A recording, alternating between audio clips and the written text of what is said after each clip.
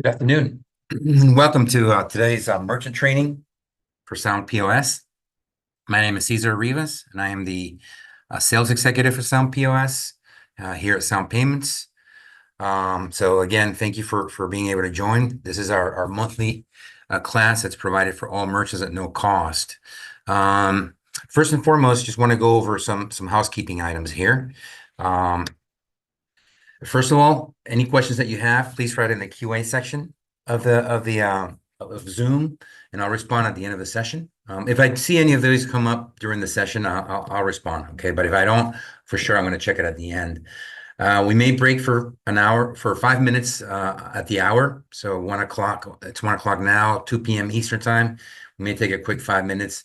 The session could run up to 3 hours. It's usually been less, but it really depends on how many questions come up. It is also recorded, so you're going to be able to see it on YouTube channel. If you go to YouTube and look for Sound Payments, you're going to see this session and many other sessions, actually, training, demos, and things like that. And really, the purpose of this session is to learn how to utilize the unit more than to configure it. I mean, we're gonna do a little bit of configuration, all right, but it's really meant more, like I said, for learning how to utilize Sound POS. I mean, we do have support available for you 24/7, of course. Don't know if you have that phone number available. It's on the screen now. Okay, you also have an email address that you can use to access support. You should have all received, or you will receive, a Sound POS user guide as well. Okay, and there's also individual training available. So these are all your resources. The monthly group training, you can see the dates here on the right-hand side. So today's training, obviously, July 10th, but we have 5 more left for the remainder of the year. Okay, so, but again, all of these sessions are going to be recorded and posted onto our YouTube channel. So please feel free to access that. Okay. Let's take a look first and foremost at the the agenda here. So we're gonna go over the components, meaning both the hardware or the tangible components as well as the software components. Okay, we'll talk a little bit about our initial configuration. Like I said, we're not really going to configure it altogether, but we are going to cover that somewhat. We'll be covering how to do discounts, pricing, things like that. Look at the customer's database as well. Employee management from a point of view of giving access to certain functions or restricting access to certain functions, as well as the time card information. We'll be looking at the reports. You've got, of course, reports that are on the terminal and reports that are on the web portal as well. Looking at how to manage inventory as well. We're going to then look at printers. All of our fax units, for the most part, come with a built-in printer, but you may not be aware, or you may be aware that we actually support network printers, so you can have a kitchen printer or something like that. So we'll look a little bit at how to establish that, how to utilize that. And then finally, we're going to look at the sales screen and how to conduct the sales and all the different options that you have there. All right. All right. So first and foremost, let's go over the terminal part. So you've got, of course, on your terminal, you normally have the customer-facing screen, and it really depends on which terminal you have, right? For the most part, you'll have your customer-facing screen. You'll have, of course, the operating screen. And then depending on the terminal, if it's a handheld terminal like an A920 or something like that, you're only going to have a single screen because it's a very small unit. If it's something bigger like the E800, not only do you have your customer-facing payment device, but you also have an additional screen on top of that. In terms of the software components that you've got on here, you've got, of course, your Sound POS software that's loaded onto the device. And then you've also got your web portal, which we're going to be looking at both. Okay. You can, all of the terminals come with the printers for the most part, your payment device as well, but you can also attach a scanner, a handheld scanner. Usually the Zebra brand is one that works the best. And of course, you can also attach a drawer, a cash drawer, and the system will be able to control it, open it, close it, and all that stuff if you need to. Okay. All right. So, so first thing I want to talk about is the web portal. So let's take a look at the web portal here. I'm going to go ahead and log into the store. Give me 1 second. Just for security purposes, I can't log on for too long. Let me go ahead and log into the store. Okay. Oh, what am I doing? This is the one I want to use. This is a demo environment. Okay, so it's not a real store. So today we're going to be working on a convenience store, simply because this one has the greatest range of products. So we can look at different kinds of products and so forth. All right. So this would be what your store portal will look like normally. This is your landing page here. Okay.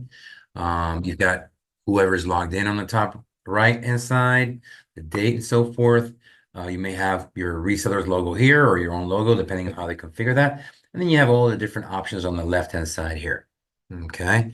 So the other thing that I'm going to show you is, of course, on the POS itself. Let me just log in. We're going to be using an E800, which is really the biggest, one of the bigger units, and this is the one that's got a secondary customer-facing screen on there, which makes it really easy to read, purchases and things like that. So I'm going to go ahead and share that screen as well, so you can see that. Okay, this is your sign-on screen. Let me go ahead and zoom in a little bit here.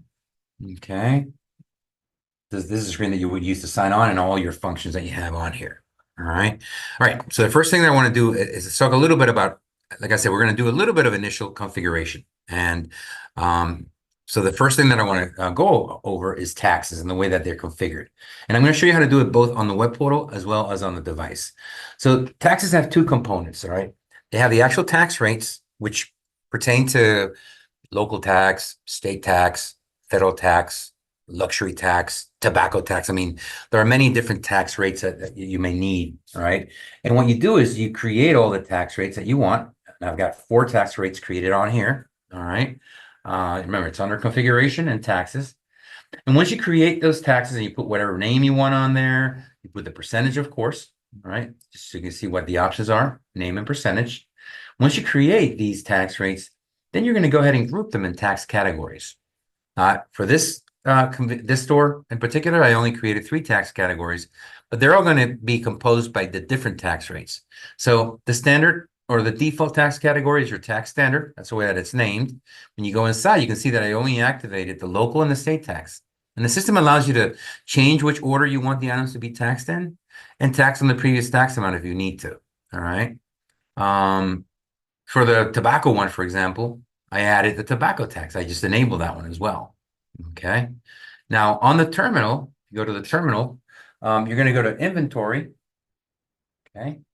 And then you're going to have, this would be the tax rates here. Okay. And then you're going to group them in the tax category. So pretty much in the same manner.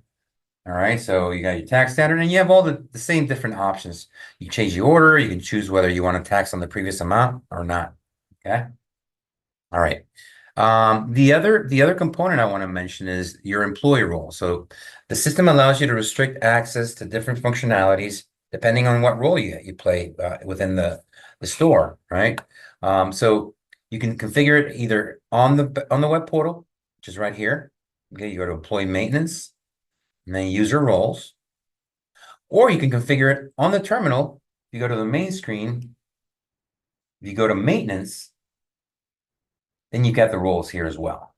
Okay. Now, me particularly, I like using the terminal to configure the roles a little better than the back office, simply because if you look at the back office, they're not really organized in groups of specific functions. While on the terminal itself, every function that's listed on the basic tab usually pertains to sales, while the authority tab has functions that pertain more to back office.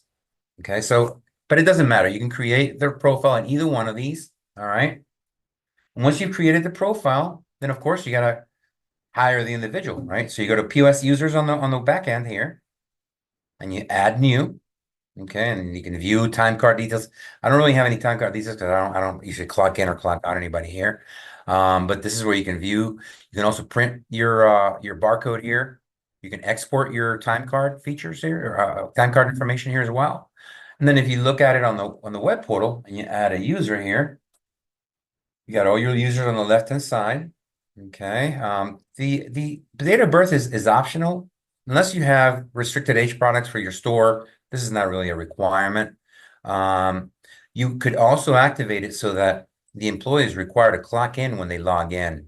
So what would happen is when they log in or when they log into the terminal, they're first going to get your time card um, uh, screen. You're gonna have to click on clock in, and then it gives them access to the actual POS. You can also take pictures of the employees if you want to register them that way, or you can print your barcode right from here, or you can also do it on the back end, right? Either one of these. All right. The next item in terms of configuration that I want to go over is your receipt configuration.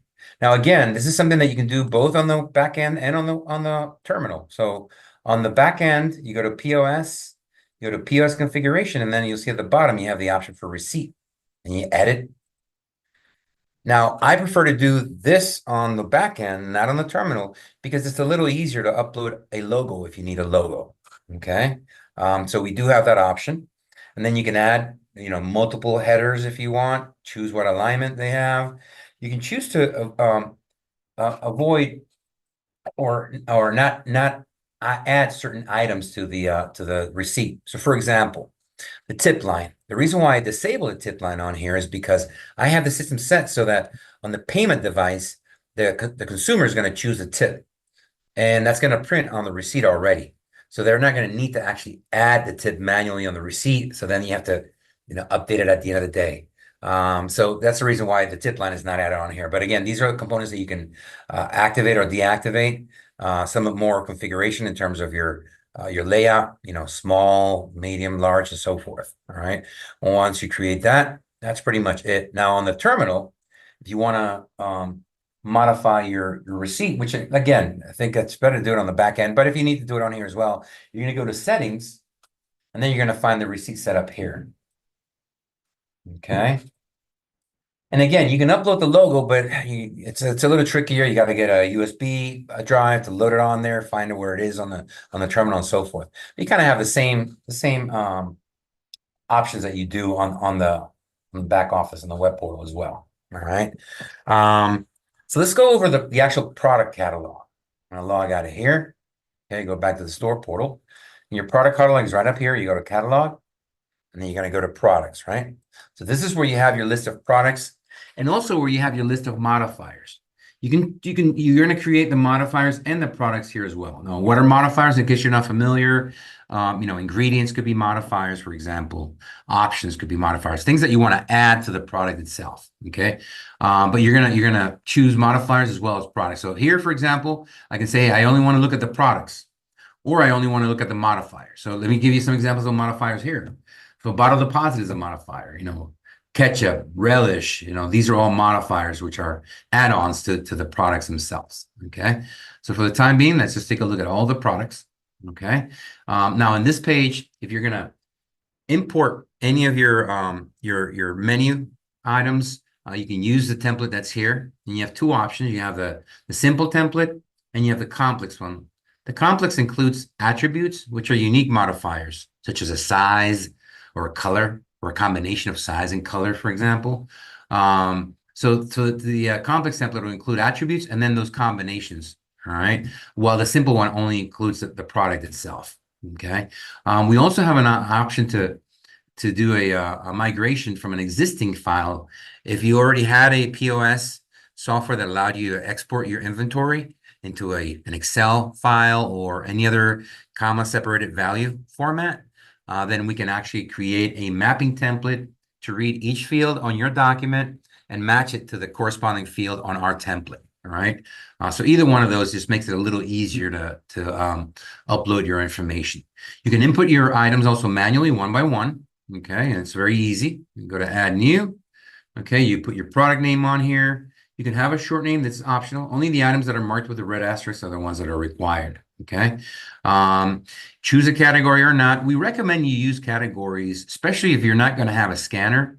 It's just going to make it a little easier to navigate and find a product on the sales screen. Okay. You can add a description on here. You can choose what order it's going to be in. You don't have to, though. It's going to automatically add everything on there based on either alphabetically or when it was created. You have two fields for barcodes, the SKU field and the GTIN. Okay. This product vendor, disregard this. This is for now. We use it for an optional service, which is known as tobacco reporting. You can activate to sell an item by weight. But the reality is that once you activate sell by weight, you can put any unit here, whether it's ounces, inches, cups, whatever you want on there. We also have the option to disable an item from the POS. And you're probably going to use this if, let's say that uh, you run out of stock on something, but you don't want to delete it from the inventory, so you have to input all the information again. You just disable it. Or if you have seasonal items as well that you're not going to be selling at the time, you can disable that there. Or another option is to leave it enabled on the POS, but not to show on the sales menu. And this is an option, especially that you're going to use for things like ingredients, modifiers like ketchup, mustard. You're not going to sell any of that stuff. So you're going to have it enabled so you can add it to other products, but not show on the menu because it's not going to be for sale. And then lastly, here in this section, you're going to activate whether an item is eligible for EBT or not. It's your responsibility as a store owner to make sure that you're enabling for EBT items that are actually going to be accepted by EBT. I mean, you can get into trouble if you actually use an item for EBT that's not authorized. Sorry about that. It just logged me out. So let me clock back in because I'm going to be going back and forth. Give me 1 second here. All right. So the next section, you've got all your pricing information on here. Okay. The price that you pay. Now you see it says price you charge cash, simply because I'm using dual pricing. So I choose cash as my default input price. All right. This item is obviously, I haven't put a price on here yet. I haven't chosen a tax category here, so it's not going to calculate anything. You could choose an item to be tax exempt as well. And then if you know the cost and you put it in here, it's going to calculate based on the price that you charge and the cost, what your profit and your gross margin are. Okay. Then you've got the area where you're going to track inventory. You choose how you want to track inventory. You could not track inventory at all. You can track inventory by the item. Then you have to put your number of items here and what your minimum threshold would be. And this way you would be alerted based on a report that exists on the system. Okay. You can track inventory by the attribute, by the size, for example. So let's give you a good example for this. Let's say you have a shirt that you sell that comes with a single barcode, regardless of the size. Okay.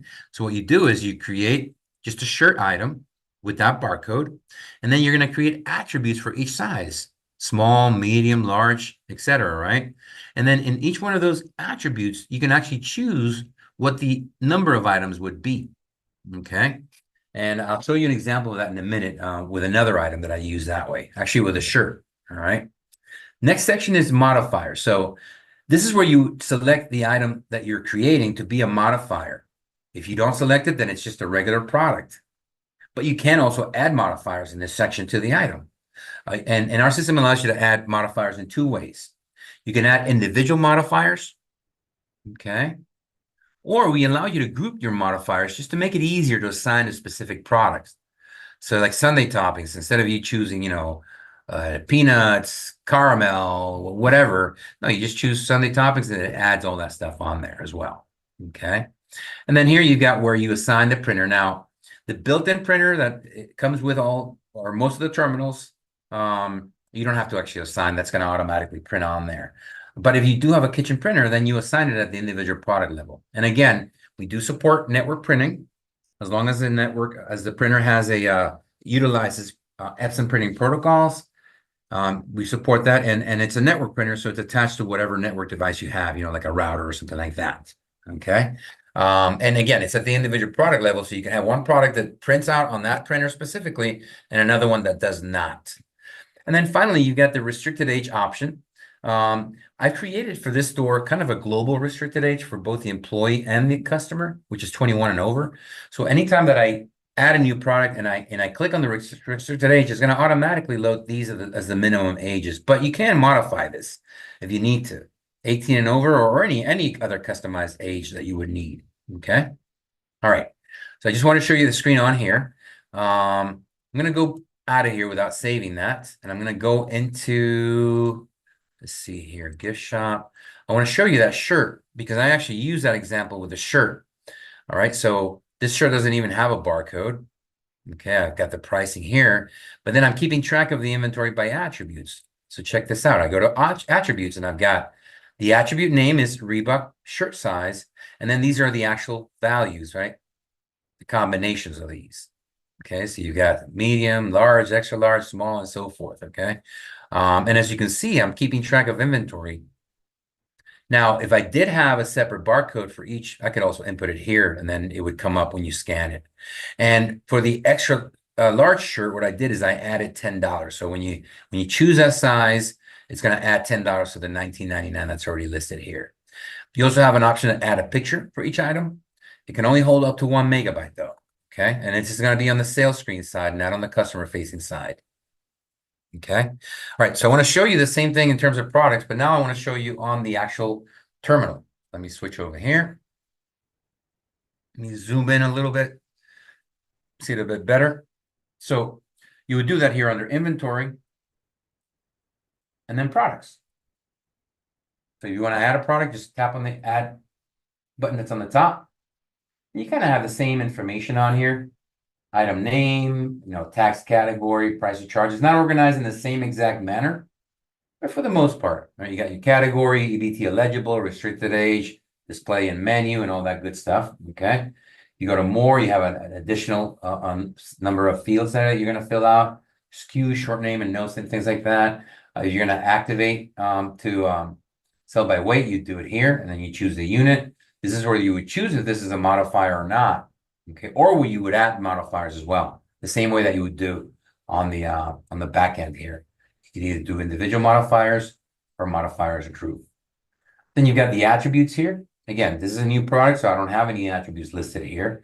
And then this also includes if you have for this item any type of a discount, a veteran's discount or anything like that. Okay.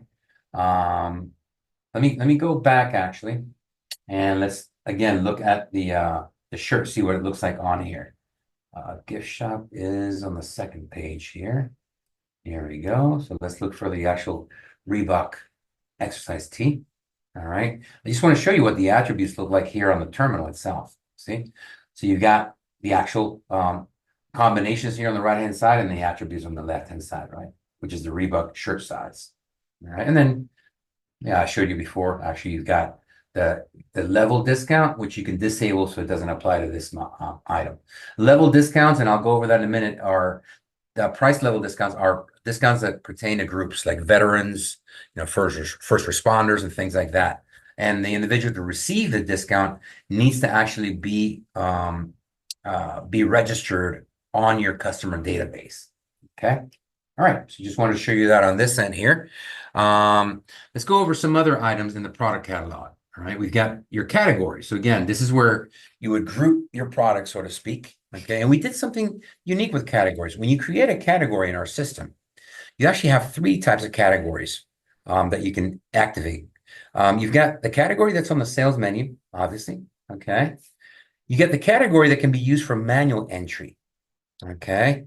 And this is especially if you have a convenience store, you may know that this is something that's necessary because you may get new inventory in and you may have to sell something before you actually add it to inventory officially.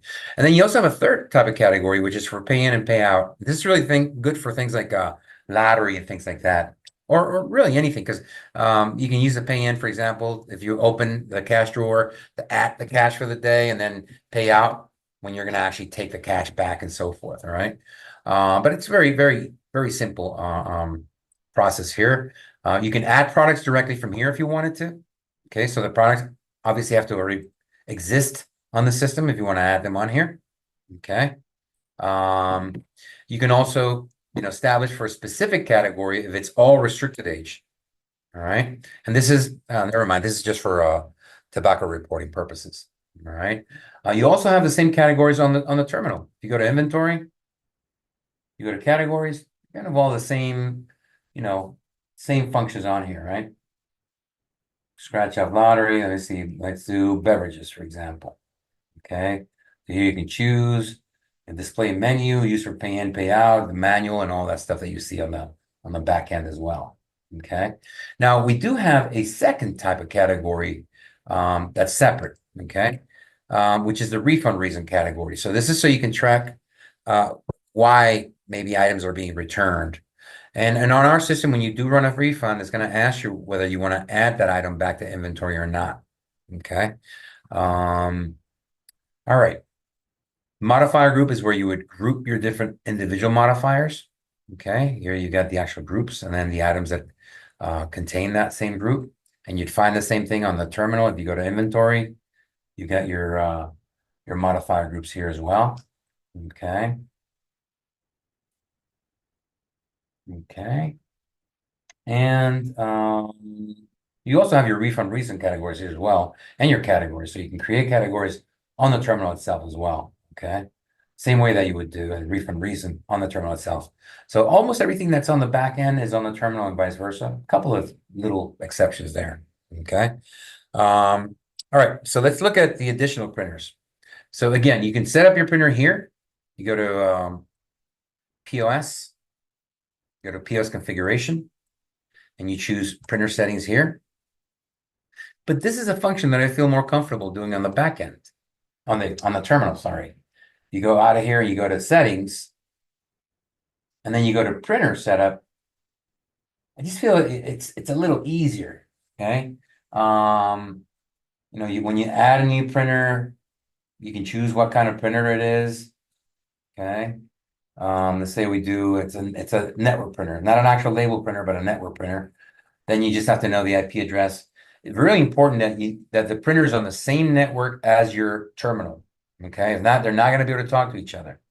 And you have to make sure that your printer has a static IP address. The IP address, if you're not familiar, it's kind of a number that identifies each device that's attached to a network. Okay, it's made up of groups of 4 numbers separated by dots. Okay, by periods. So 10.1.8.162 could be an IP address. All right. And again, it has to be static, meaning that it's not going to change. Like if your router goes down and it reboots, you got to make sure that your printer has the same IP address, because if it changes, then you have to go back in here and modify to add the IP address. But you're going to put the network name, your IP address. The port is usually 9100. You don't usually have to change almost any of this unless it really is different paper size, but you're going to leave the command type. You're going to enable. You're going to choose to print the local transaction.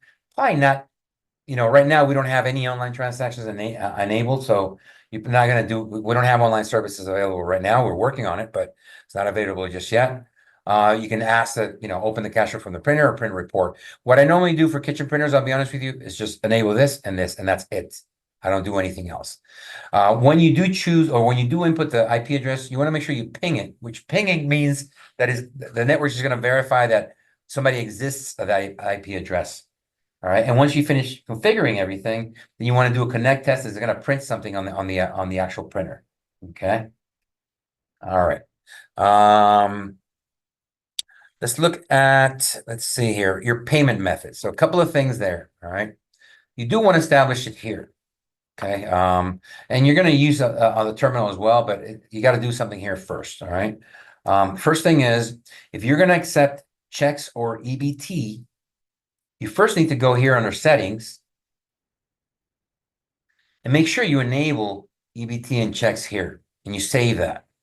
Once you save it, now you're going to go to the POS section here. Okay.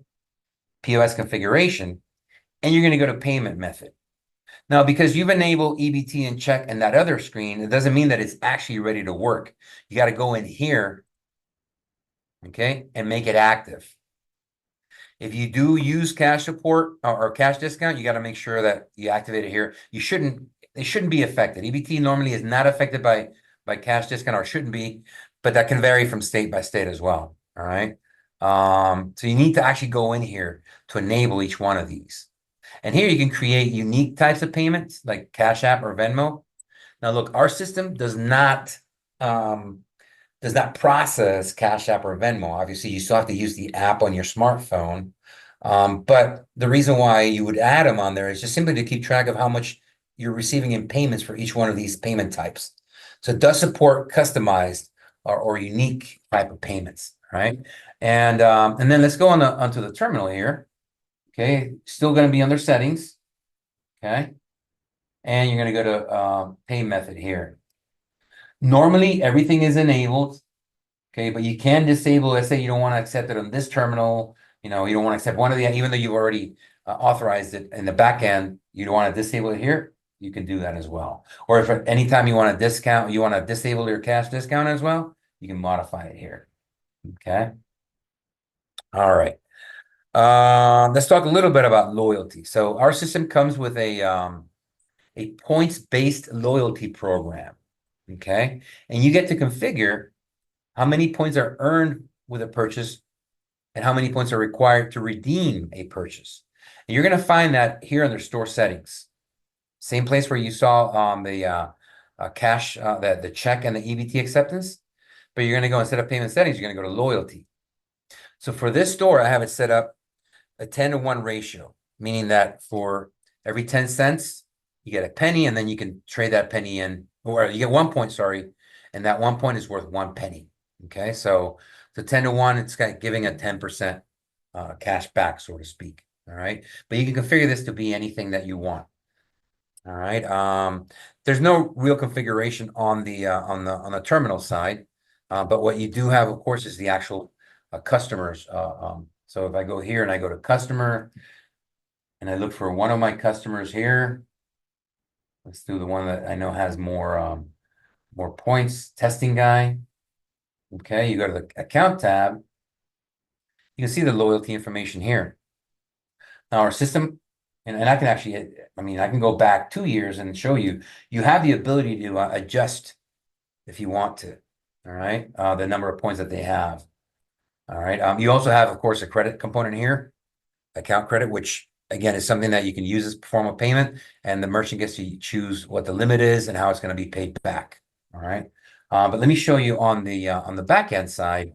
If you actually go to POS and go to customer maintenance and go to the actual customers, this is where you can manually modify their loyalty. You can adjust the value here.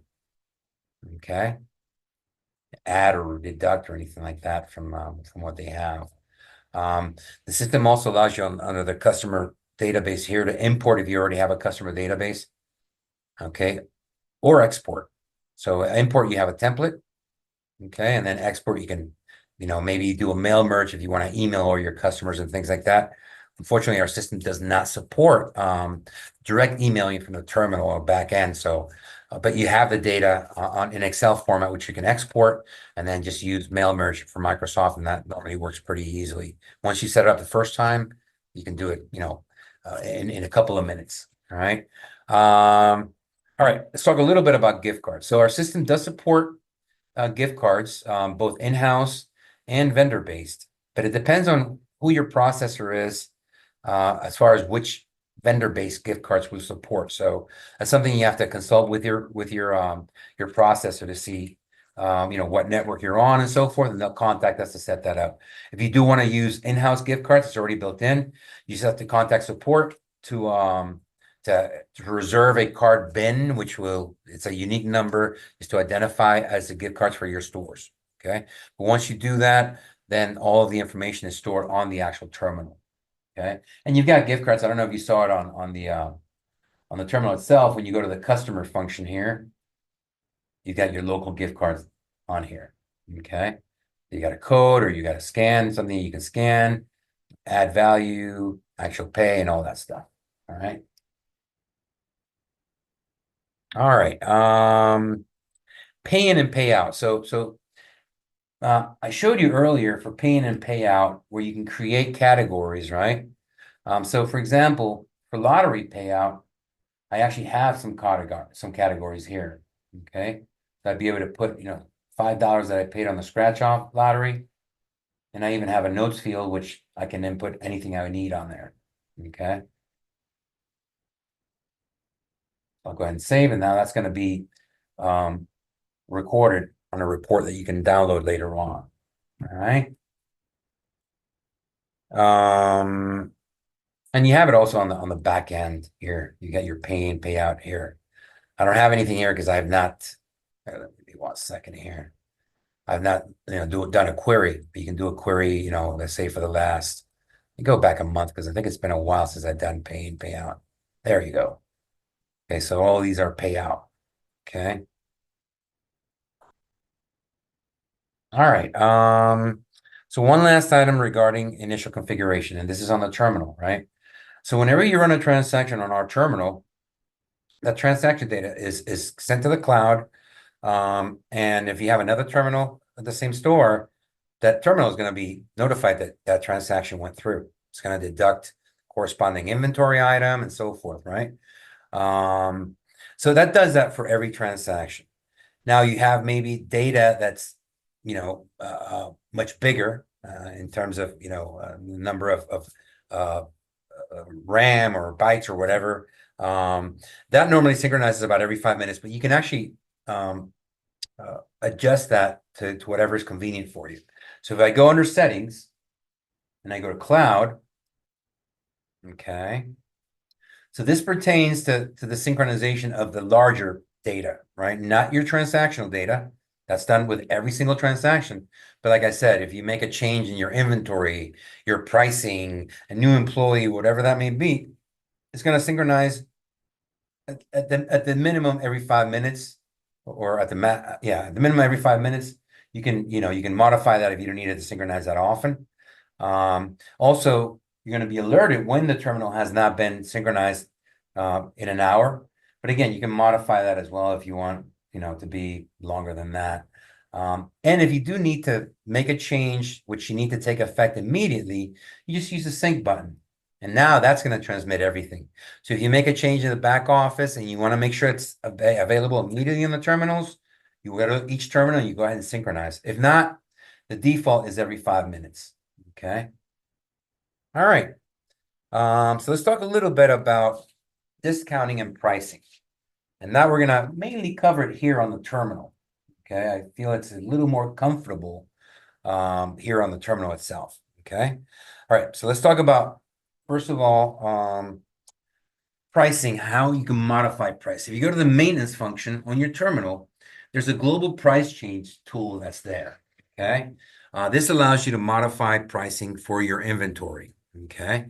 And you can do it at 3 different levels. You can do for all the items in your inventory. Okay. You can do for specific category in your inventory, or you can do specific items in your inventory. And once you choose what you're going to change in pricing, you have 3 ways to change pricing. You can choose to adjust price. Here you can set a specific dollar amount for that product. So, from $1, you want to make sure that all your inventory is $1.15, because at the dollar store, unfortunately, inflation hit. Then you can use that option there. Okay.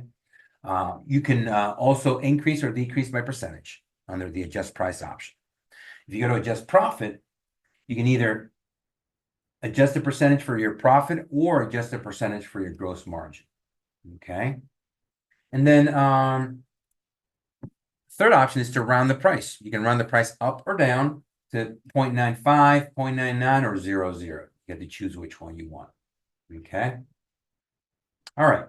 So that's the first pricing tool I wanted to mention. And I apologize, I have not even looked at the QA section here. What? Give me 1 second here. Okay, no QA, no questions here. All right, good deal. All right. Bear with me 1 second. The second pricing item that I want to mention is this special pricing tool that's here. And this is what you would utilize to conduct sales. Now, there's 3 types of sales that you can conduct under our system. You have your standard traditional sale, starts on a specific date and time, ends at a specific date and time, and you can either set a dollar amount or a price rather, or you can do percentage off. That's your most common sale. You have bulk pricing, which can be utilized in 2 ways. One of 2 ways. One is for wholesale pricing. So, you buy 10 items or more, and I'll give the items to you at wholesale price, 30% off, whatever that may be, or a specific dollar amount. Okay. You can also do like a 2-for-1 sale, for example. Okay, so you can say, hey, not less than 2, and you get 50% off, which is basically 2-for-1, right? Now, the way that our system is set up currently is if you do your BOGO, okay, 2-for-1, 3-for-1, whatever that may be, that price does not reset after you've exceeded the threshold. Okay, so if it's 2-for-1 and somebody buys 5, they're all going to be at 50% off, right? Which is what 2-for-1 is, right? Um, but we're about to add a feature on here that you can choose to reset that or not. So it's going to be out up to you, the merchant, whether you want to reset. So for your 2-for-1, if you reset, you tell it you want to reset price. Somebody buys 3 items, they're going to get the first 2 at 50% off, but the third one goes back to its regular price. Okay. So that's the way that it's going to work going forward. That should be on the system within the next month. Now, the third option here, which you see, which is time-based pricing, okay, is your regular weekly sale. So in the case of this store, what I did is I set a sale for milk on Wednesdays morning until closing because I'm assuming that I receive the milk on Thursdays for the store, for example. Okay, so I want to every Wednesday conduct a sale so I can get rid of the old milk, make sure I have the fresh milk. Now, what happens is that if you do not remove the sale, it's going to go on forever. Okay, so the way that system is set up, this is a regular weekly sale. You establish it, you can forget about it, and it's going to be ongoing until you actually go back in here and delete it if you need it. Okay, and go here and actually delete using the delete button here. All right. So that's our sales function, special pricing. And then I wanted to mention a third one, which is price level. And I kind of mentioned it earlier. Price level is a discount that's meant for groups. So in this case, I've got price level for veterans, right? Which, as you saw, you can actually go on the terminal in each product and disable it for specific products if you wanted to. Okay, but you're able to do price level for all products, specific category, or even a dollar price range. Now, in order for somebody to be eligible to receive this discount, they have to be registered on the database. All right. And it's very easy to register them at checkout. The system only requires either a first or last name. So no hangups there. Okay. All right. So that's price level. Okay. So those are really the primary items I wanted to mention around discounting and pricing. Okay. So let's take a look a little bit more in depth as far as the customers are concerned. Okay, so we're going to go back to the web portal. Okay, and we're going to go back to the POS, customer maintenance. Okay, you do have, I mean, some of the sales stuff that I show you on that end. I mean, you do have it on here as well. You can configure it here as well. Okay, but again, I think on the terminal it works a little bit better. Product discount as well. You know, you got your pricing and all that stuff. Okay, okay. And again, this pertains to price level. This product discount also pertains to price level. All right.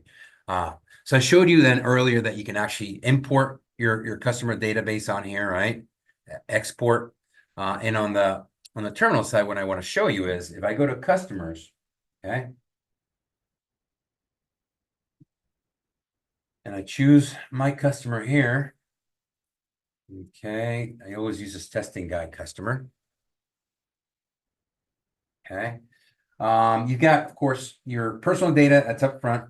And again, all of our terminals carry cameras. So if you want to take a picture of the customer just to register, make sure that, I don't know if you have credit, provide credit to your customers. Want to make sure you don't get any imposters. You can also take a picture.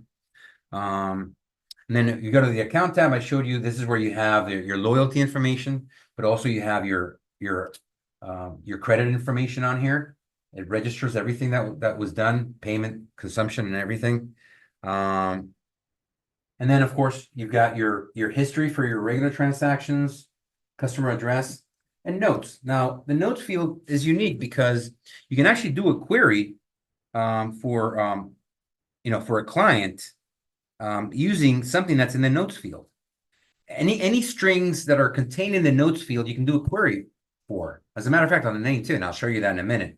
But it's really good because you can have maybe a unique identifier for a customer that you put in notes. That's quicker maybe than typing in the whole name or their phone number, whatever that is. 456. Okay, 456 is this client. So it's a good field to use in terms of managing the relationship with your clients. All right. Let's talk a little bit about your employee's time card. Okay, and we're going to go back to the web portal here. Okay, you got your POS users here. Now on the terminal, you do have, I believe, where is that? I saw it here under. Forget. We just added this actually on the terminals. Oh, okay. Time card here. You can actually look at the time card details, clock reports, and things like that. Okay. So you can view, again, I don't have a lot of data because I normally, as you can see, I logged in for 0.01 hours. Okay. But I wanted to show you when you export your database, your employee database, it's going to include, say we're going to go 30 days. May not have a whole lot of data on here. Okay, but I want you to see what that report looks like. And this is again what you're going to be able to use. All right, so you've got clock and time and total in hours, and it gives you your totals in an hour, and then of course fractions, right? So this is 1 hour and 88 minutes, actually 2 hours and 81 minutes. I wasn't even aware that I logged in for that long. Okay. All right, so just wanted to show you that. Let's take a look at the reports. Okay, let's look at the first of all, your reports that are on the back end. Okay, this is your section of reports. You got some reports that are pre-established. Your bestsellers, for example, is a report that's pre-established, and you can actually do a date range if you wanted to. Okay. You've got also your products never purchased, for which you can also do a date range.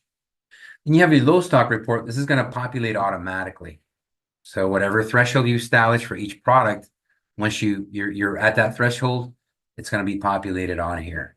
You can also email reports, and they would register on the system who they've emailed to and what report you've emailed. But your bulk of your reports are here under transactions on the back end, of course. This is kind of a report dashboard. Okay, so I can choose a specific terminal if you've got multiple terminals, do a date range. I'm just going to go back 2 weeks. Okay, you can do a specific category, a specific payment method, a specific product, or even a transaction number. All right, so I'll search on here for the last 2 weeks. I've got 14 transactions in total. This is how much I've sold totally. Okay. And these are the actual transactions. Now, whenever I run a sale with a registered customer, it's also going to have the customer's name on here, right? So whenever I don't, it'll say NA. Now, our system does not support or doesn't work with any sort of delivery service like DoorDash or Uber Eats and things like that. But it does allow you to tag, and I'll show you in a minute where you tag that. It does allow you to tag a purchase as delivery, pickup, dine-in, or takeout. Okay. If you tag a purchase as delivery, obviously it's going to include the customer's address on here as well. Okay. You can also view the receipt. Our system allows you to email receipts as well. And we actually email a PDF file. All right. So you can see it here, and you can see that this receipt is actually customized. Now you're going to see what it really looks like with that logo on there. Okay. And again, our system does support signature capture. The payment device, it has a touch sensitive screen. So if you do signature capture, it'll actually display the signature on here. Okay. Also in this screen, you can go to products and see what was purchased for that transaction. And then you can see the payment information. Now, the system also supports multiple tenders. So you can have a check paid by multiple people. It does not calculate the breakdown. If somebody tells you, oh, the check is going to be paid by 3 people, it does not do that for you. You have to calculate that with a calculator or in your head. But it does accept more than 2, 3, 4. There's unlimited number of tenders. So in this transaction, for example, I had 3 payment types. I used loyalty points, for which I paid $12 with the loyalty points. I used the credit account, which I charged $15 to my credit account. And then I paid the difference in cash for $53. Okay. So the bulk, and this is not a report, this is just a dashboard. The bulk of your reports are up here. You've got reports in Excel here, and you've got reports that are in PDF, right? And then you have 2 versions for each report. You have a detailed version of the report, And then you also have a totals version of the report. So the detailed version is going to show you everything that was done, okay, depending on which report, and I'll show you all the options you have. And the total one is just going to show you more of a summarized version. So you've got reports that are around transactions, payments, categories, customer, employee, tax, and tips. And just to show you again, to illustrate the contrast between the details and the totals report, let's take a look at the transaction ones. Okay, so if I go to transaction details, it's going to show me everything that was done for that transaction product-wise, right? Even items that don't generate revenue, like add relish, $0, is going to be listed on here. And then you're going to use the totals report if you want something that's going to be more summarized, right? So the totals report in this case gives me a single line entry per transaction. It doesn't provide any products at all, but it does give me all the pricing information, right? Tax, any fees or anything like that were charged. And you have all the same reports listed here on the PDF side as well, okay? All the same exact reports. So if you needed to see your totals report, and of course, totals report also gives you the totals at the bottom. You have it right here. And I apologize, this kicked me out again. Just for security reasons, PAX has it that way. So I want to show you the reports on the terminal too. Okay. All right. So that while this does that here, you saw all the other reports. Give me 1 second while I accept here. And let me go ahead and zoom in again. So on the terminal, you got your own reports function here on the main screen. Okay. These are all the reports that are available. Okay. So, you look at your transaction report. Here you can, pick a transaction, a specific transaction to look at. Okay. You can do a refund, you can do a refund, a void, anything like that. All right. Bear with me 1 second here. All right. Show you, the difference between that report, for example, and if we go to the actual transaction report, it gives you a little bit more detail on here.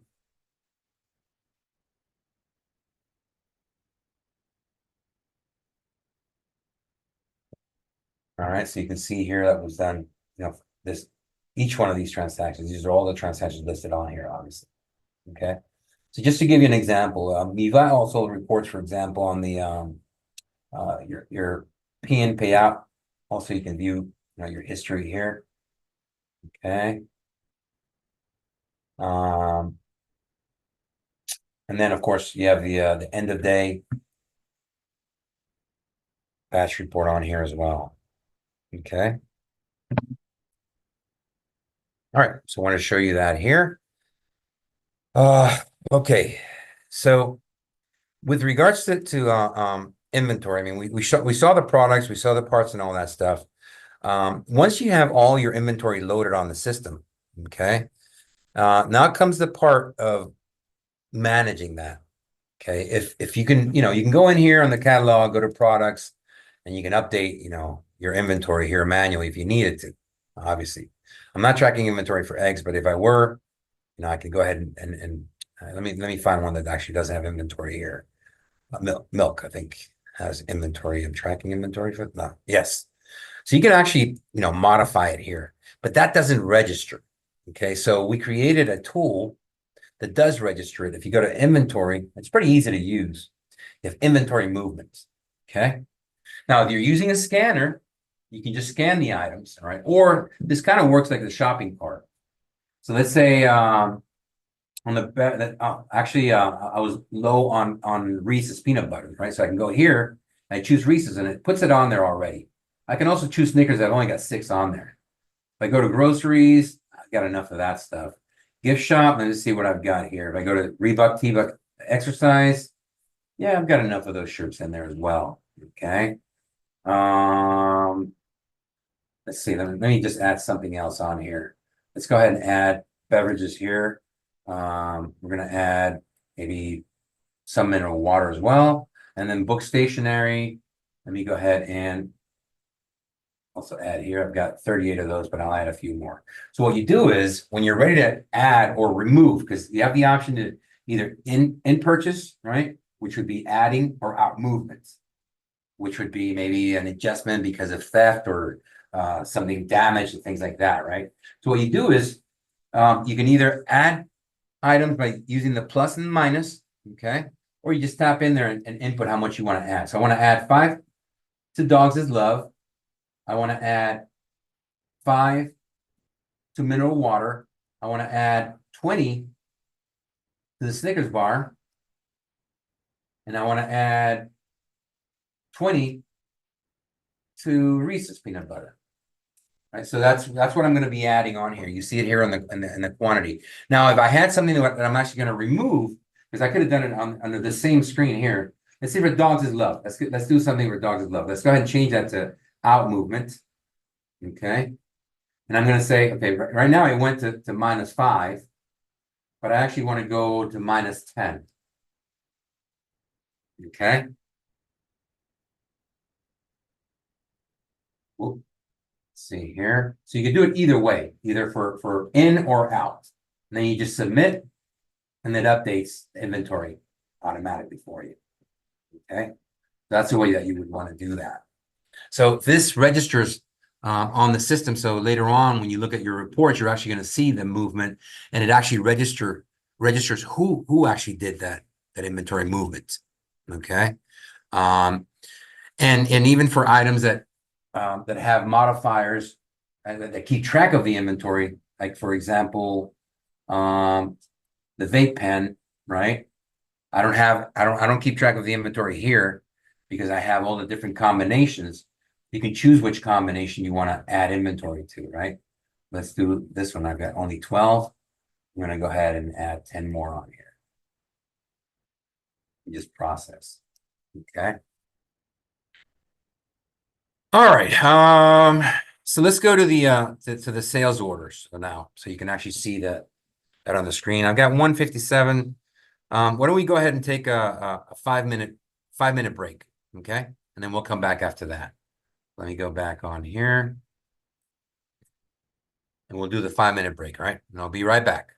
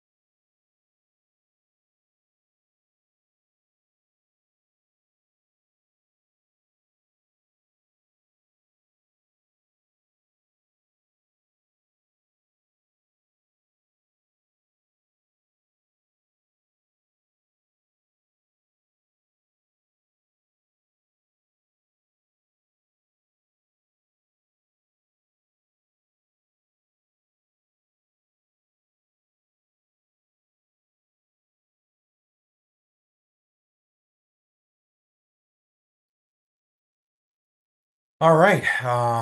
So we've got about 5 minutes gone by, and we're gonna go ahead and continue here. Okay, so far we've done everything. We're about ready to get to the sales screen. Okay.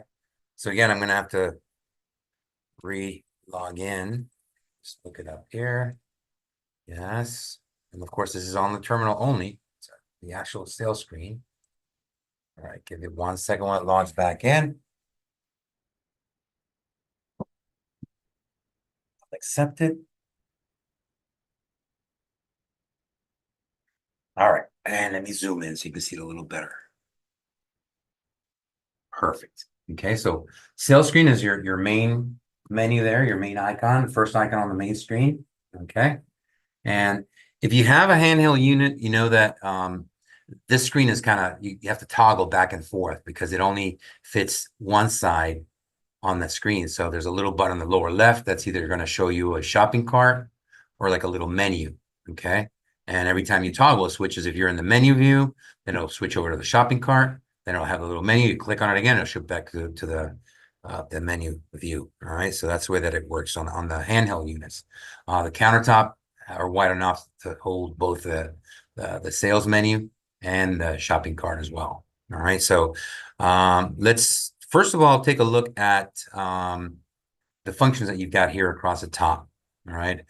If you are using a scanner, the way that our system is configured is when you scan an item, if it's not on the inventory already, it's not part of the inventory, you're going to get an option to add it to inventory or not. All right. If you don't have a scanner, you can just also tap on the inventory button here. Okay. You can do a query or you can add a product quickly. The only restriction with adding a product quickly versus adding it on the regular product edition screen or in the back end is that you can't add any inventory tracking information. Okay. So you'll be able to add the name, category, all this stuff, but no, you have to go back in later on and update the inventory amount. And the idea is that this is something you're doing quickly just because you thought it was part of your inventory, but it's not. You're going to add it so it registers it. Okay. All right. Next is the customer. And again, this is where you would pull up a customer or you can add a customer quickly. And in this case, it only requires you to add the first or the last name, and that's it. And you do a query in different ways. I mentioned that under the notes, you can put a specific word or, a number or something that's unique for the customer and find them there. Okay. Under the name, you just have to input any string. So I've got this customer that I always use, testing guy, I showed you earlier. So if I want to find him, I don't have to put in testing or test or T or anything like that. I can just say, all right, I'm going to look him up by ING. I can't remember what the first part of the name is. I know it's ING, and it's actually going to pull him up because the ING string is included within the name. Okay. So I'll go ahead and choose that guy now. So now I'm under the testing guy's profile. This next button is what I mentioned earlier. We're not part of a delivery service, but you can tag the type of purchase you're making. So you go to add order. And because we're under the testing guy's profile, it already has a phone number there. Okay. So you can identify what kind of a sale it is. If I choose delivery, it's going to include the customer's address. And remember, we're already under their profile. I go to continue sale, and now I can start ringing things up, and it's all going to ring up under his profile. Now, this guy receives a 10% discount for veterans. So you're going to see that reflected on the products themselves. Okay. This button is used to clear a shopping cart. So anything you add on here, you can just say, all right, I'm going to clear this. Can I ask you? And it's going to clear your complete shopping cart. If somebody comes up to the cash register and they don't have their wallet, you can hold the order if you like. Okay. So right now, obviously, I don't have anything in the shopping cart. That's why it just says held orders, which I don't have any that are held. It shows this 0. Discount allows you to give you a shopping cart discount to your customer, and it can be either percentage based or dollar. Okay.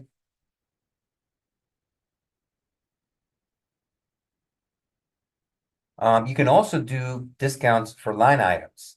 So, for example, we go to candy here. I can give you 50% discount on one Reese's peanut butter cup. and I could also do cash. Let's say that we're going to do a percentage off. Then I can add two more, and those are not going to have the actual discount applied. Okay. And then your category entries where you input your item manually, and then you can choose a category here on the top. So you can categorize it, classify it accordingly. You can even create a category specifically for manual entry. Okay, I'm gonna go back to the menu.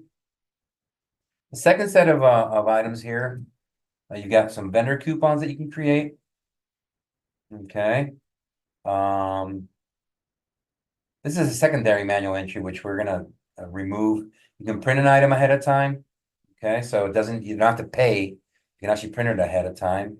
You can do a refund right from here, open the cash drawer, make the whole purchase tax exempt, or lock your screen.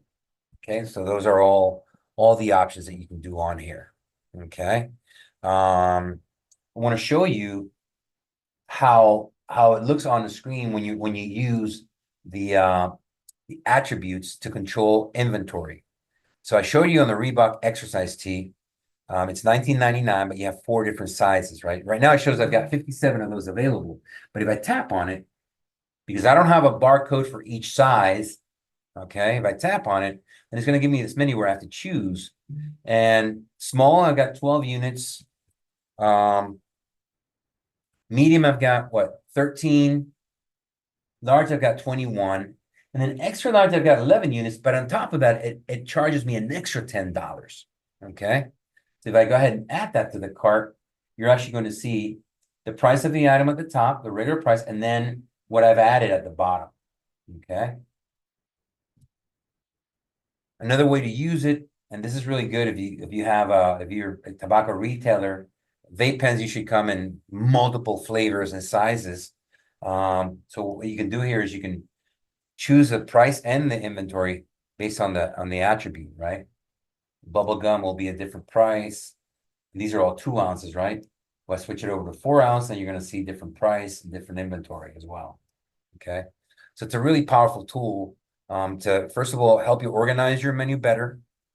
Because imagine if I have 4 different flavors and 2 sizes, I would have to input 8 of these same items, right? Instead of doing it that way, I just have a single one that triggers it. Then I get to choose the size and the flavor on the back end. You can also use modifiers, which are ingredients. So, for example, we go to serve food and we go to the hot fudge sundae, right? These are the toppings that it comes with. I can hold a cherry, right? I can hold the whipped cream. And these are the additional toppings you can put on there for 50 cents each. I can add caramel. I can add nuts when I submit. Now, if this is an item that's, or if this is a merchant that has a kitchen printer, what would happen is this section here is what would print. Okay, only this section here. All right. All right. So let's see here. So those are the modifiers as well. So let me show you real quick on the payment side what the split tender looks like here. Okay. You see that I've got my customized payment methods here. Okay. We cancel this because it actually logged me out of the customer. Let me look for my customer again. All right, ING. I'll choose my customer again. All right, so when I go to pay now, because I am a registered customer, I do have loyalty and account, right? If I choose loyalty, it'll show me what I look like as far as how many points I've got saved up, how much I can pay. All right. If I choose account, it'll show me again what my available credit is, what my outstanding balance is, what my max credit is. All right. And you can choose again. I can say, all right, I'm gonna pay $5 on loyalty. I'm gonna pay $8, charge it to my account, and I'll pay the difference in cash. Okay, so I can do that as well. Now, I mentioned at the beginning that we can print email. They go to email here. Of course, I'm already on this customer's profile, so it's going to have their email address here, but I can modify it. I can tap in that field and then input whatever it is that I want. Say okay, and then we can go back to the store. You log in here, and you should be able to see that transaction immediately. All right. So let's look for the store here, the Micro Mart. Log in. We're going to go to the reports. Look at the transactions. You're going to see that transaction listed there. Go to report transactions, and boom, it's the first transaction that's there, right? 212, right? Which is when we did that, and you can go inside and look at the transaction. You see it's testing guy. I used loyalty and cash. Oh, I thought I used credit as well. I guess that did not. No, I must have pressed. It didn't complete it, so it didn't register it. You can look at the receipt here. Show you what it is that I purchased, right? Hot fudge and all that good stuff. Okay. All right. So with that, pretty much we come to an end. Okay, I don't see any questions on the system. No open questions. All right. You got my email address there at the bottom, caesar.r@soundpayments.com. If you have any questions, feel free to, shoot me an email. And then at the beginning of the presentation, we showed you that you've also got your support@soundpayments.com, as well as your 888 number, 888-263-5661. All right. So with that, I want to thank everybody and wish you a great rest of the afternoon.